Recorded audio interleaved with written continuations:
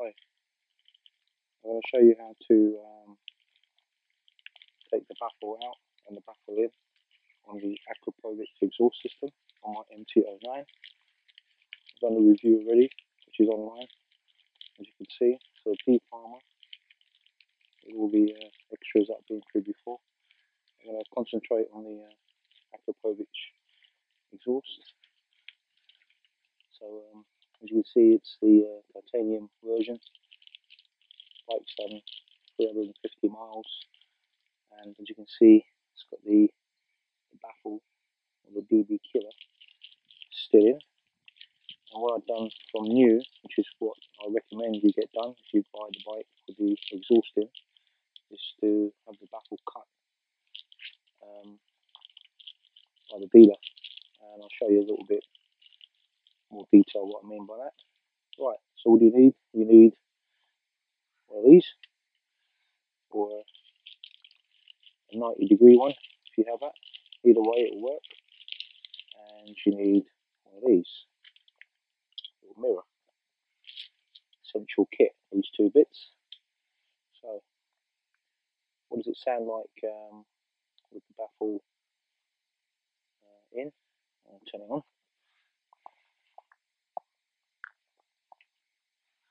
Yeah, there we go.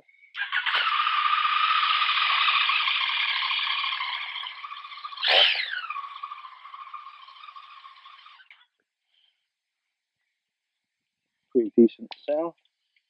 I'm very comfortable with the baffle in, and because the baffle's been cut in the inner pipes, I've just got the right quality sound. It's not too quiet, it's not too loud. So what do you have to do? First of all, you've got this rubber grommet, which hides the bolt. So what you've got to do is just pull it out like that. Keep that safe as well. And inside there is a little nut with a hexagonal head on it. So that's why you need this. Can't see it. You don't need a mirror at this stage. You just get that in the middle. It sits in it, just like that, and start giving it a turn. I don't know if you can see that. And it's a little bit fiddly. Just keep going around to the point where the nut takes about 10 turns, something like that. Sorry, five turns. What's that? That's about 4 now. One more. 5. That's why this S-shape Allen key is really good, because you can really control it. Nearly there. I'll just pop out. There you go. That's what you got. And then I'll just sit straight in there. Right. Let's keep that safe. Now, I'll show you a trick now on what I've done in order to get this out. I learnt a lot because I had an MT-07. Johnny had 2 pipes. This is a twin, this is a triple. And I destroyed, well, the dealer destroyed the pipes, trying to get them in and out for me. This one, I just put my hands in here, put the thumbs in. You see that? And there, you get a tug, it comes out, isn't it? Now, as you can see, the pipes are cut off. So don't touch these. These ones I've got the dealer to cut off when I got the bike brand new. Because if you don't, it's almost impossible to get this out without destroying these. What happens is these extend. It's got another flat plate there with another extension of the pipes further on. So it's about that much that's been cut off. At the end of the pipes where I've been cut off, these sort of flange out a little bit, and they sit, so you can see in there, inside there, there's the 3 pipes which these slot onto. You can see that inside. Might be a bit dark. Yeah, that's about it. You can see it. And what happens is the pipes on the actual baffle sit around that. They have a little lip and they sit around that. So when you get that in, once they're in, you can't get it out because they get stuck on those. Particularly when it's warm as well, or the exhaust being used. So what you do is you cut the pipes off, like I've done, and that enables it not to lip over those internal pipes. And also what it does, it creates a gap in between the main exhaust connection and these pipes, thereby creating more sound. The sound is rather controlled because you still have this blocking off the main exhaust, so all the sound generates in here, where before it goes straight through the pipes, through those pipes, and connects. These have a gap, so it creates that louder sound, but it's not as loud as that if I leave it like that. So what I'm going to do, I'll turn it on now. I don't know whether the sound quality will be able to tell the difference between when the Baffle was in. So I'll just turn it back on. It's just ridiculous now. It's just too loud. I'll give it a go.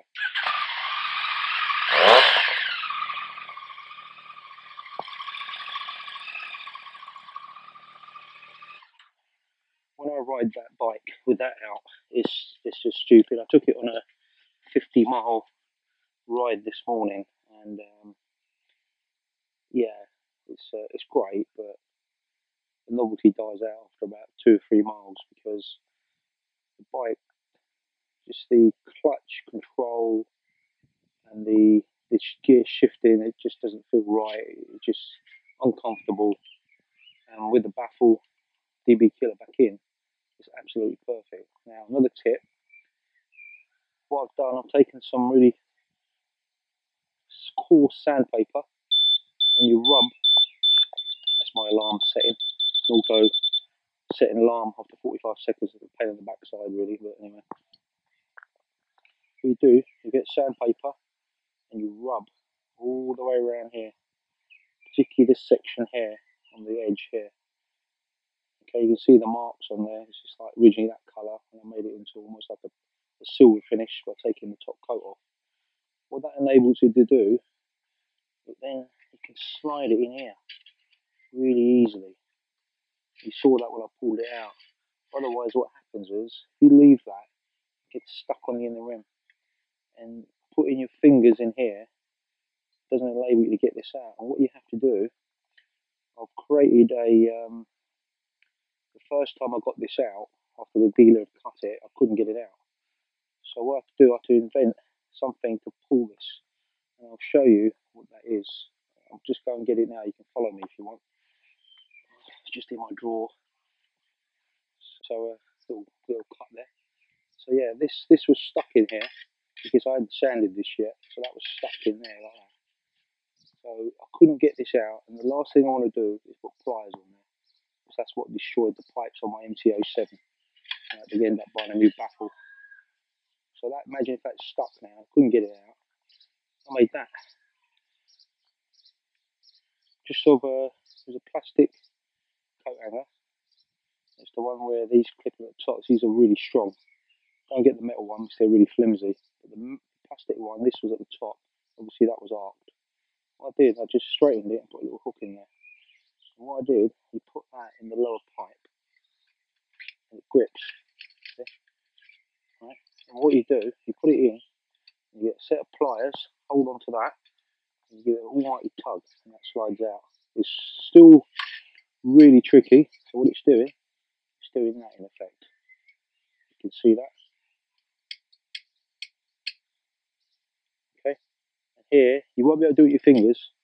I've got a set of pliers, and I gave it a couple of tugs. I just found the right location. I found it to be there. You can see the mark on it, just there. And I pulled it. I don't need this now, because this comes in and out. Lovely now, look at that. Obviously when this is hot, it gets a bit stuck, so you want to let it cool down, and away you go. Right, so that's how to get it out. Once you've cut it, I recommend you do this. Right, to get it in is when you need this. I cracked it. I think my wife was looking in it. I think cracked the mirror. It wasn't me. Only joking. I dropped it. Right, so what you do, this hole here, where this bolt goes into, has to go aligned with back up there. Very tricky. Now, I haven't done it yet. what I will do when I find a pen. So let me just go and get a pen. So you need one of these, a permanent marker pen. The reason why you need this is, I haven't done it yet, so I'm going to do it now, at the end, is you have to know what position this goes in here. So it's like that, like that, like that. Obviously you're going to mark this with the hole. So I know roughly, when I look from here, across here, it's about, it goes in about here. This is why you need the pen. Right, so you put it into that position there with this lip at the bottom, so you can see the gap between here and there. Don't push it all the way in, because that edge with that lip is where it finishes finally, like that. That's perfect. But you don't know where that hole's lined up. So what I always do is I leave it a little bit out, so it allows you to have a little bit of manoeuvrability. Because what you might have to do, you might have to twist this tiny millimetre fractions either way, left or right. If you've got it lined up already, you don't have any movability because it might go in too far. So the idea is to leave it out a little bit. Okay, so get it into a position where you think it's right. And you get this gadget here, the mirror, and you put it over the top with your finger, like that, 2 fingers like this. Okay, so you could get one, you could get a mirror with a handle on it, and you put that over here, so you can see the hole. You can see that in the camera. Okay, so you can't see nothing.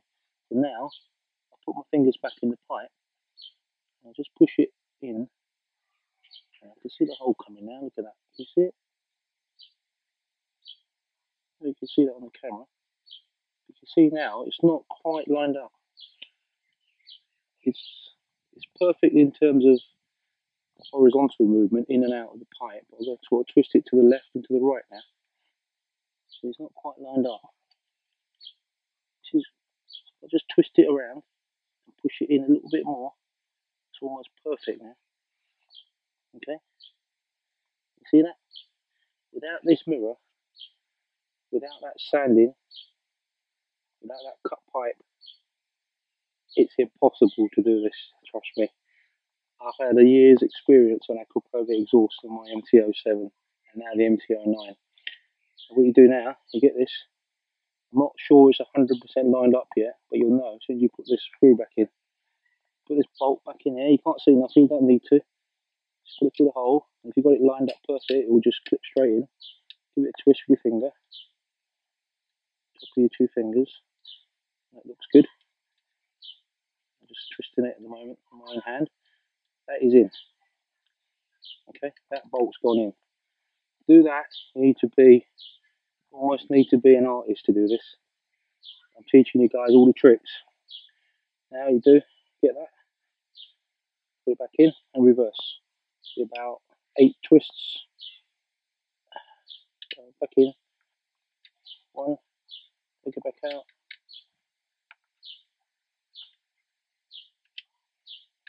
2.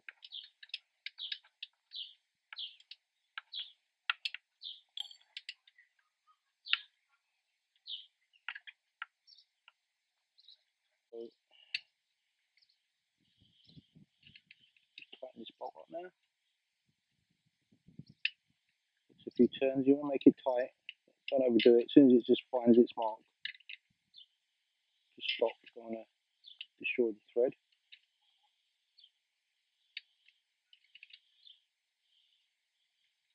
Going right in there.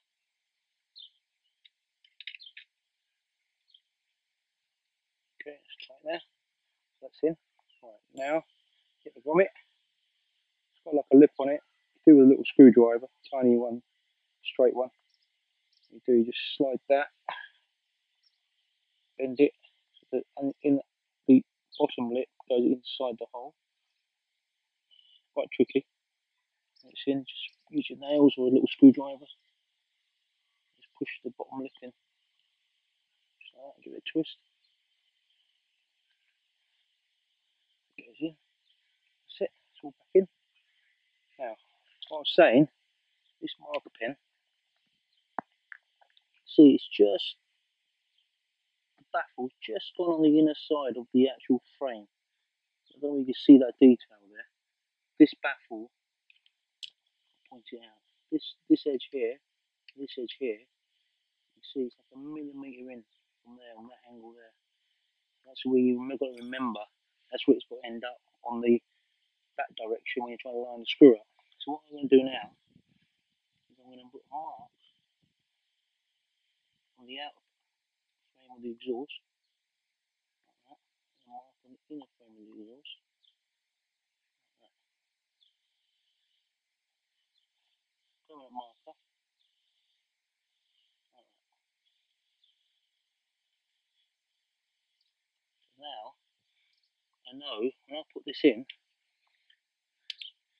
and out, I've got to put those two black marks on the outer and the inner, the baffle and the outer frame of the exhaust, lined up. It's a permanent marker, you can't see it. So now I know what angle guide this goes in at, and then you just use your mirror to finalise the final twisting left and right and the in bit, in direction, but you'll know what that is now because it's almost lined up with a millimetre in to there, and you get your baffle in. So I hope that helps with all you guys out there with problems that I've had. I know I've had them. So the rest of my bike, so it came with the free exhaust from Yamaha, worth over £1,000. Keep the stock exhaust, don't sell it, it's not worth anything. Keep it.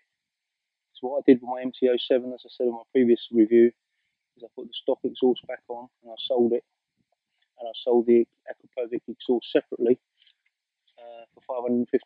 You're not going to get £550 for your stock exhaust. So my stock exhaust now with this bike is still, I put it in the box for the Akrapovic exhaust, and it's no miles on it. So when I come to sell this bike, I'll stick that back on and sell this exhaust system separately.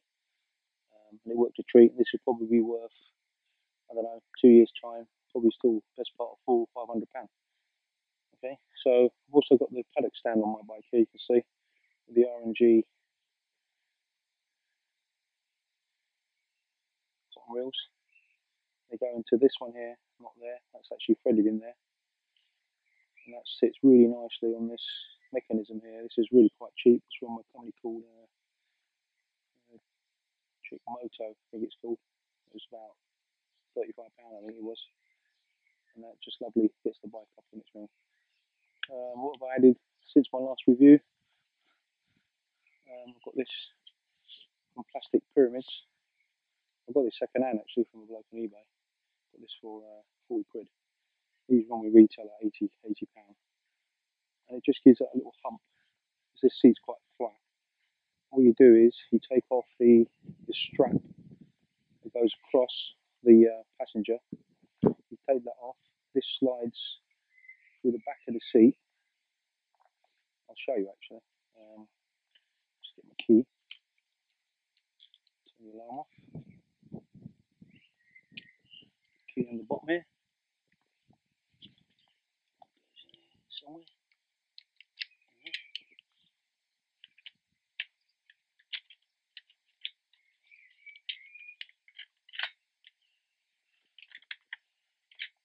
Seat off like that. And you can see this plastic pyramid. Take the straps off which go across here, and then you take that off and you put this on. It uses the same fixings into there. That one just slides at the back so it holds it down. The guy I bought this off, somebody that cut this out for whether his tail tidy, makes no difference because it still grabs it, so it's quite good. And then really that just sits back on. I've got the total alarm, which the dealer fitted, and that's it, going back off again. Auto alarming, so I better just turn that back off. And that sits really nicely in that little hole there. So it's well out of the way, waterproof. Yeah, that's all the other gadgets in there. There's the resistor there for the LED lights that have been fitted by the dealer. You only need one of them. I learned that on the 07. You don't need it for the front indicators, blinkers. You only need to put it onto one of the wiring looms.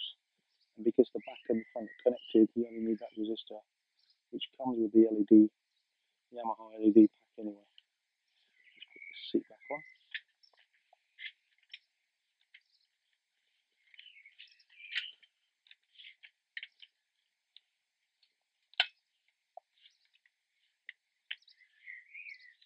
That's in, yep. Off. Fitted the RNG end bars also, which are in aluminium. Really nice. Put these back on, so just black ones I didn't really look nice. So put the originals back on, the OEM ones. Been playing around with the clutch adjustment. I've got it right, I think, now, where the biting point, I don't like it there. I like it a little bit further in. I've got that really good point. So you have to play around with that yourselves. If you're struggling with that, just trial and error, really. Yeah, well, that's the end of the Akrapovic baffle removal and fitting video. Hope you enjoyed it, and see you next time.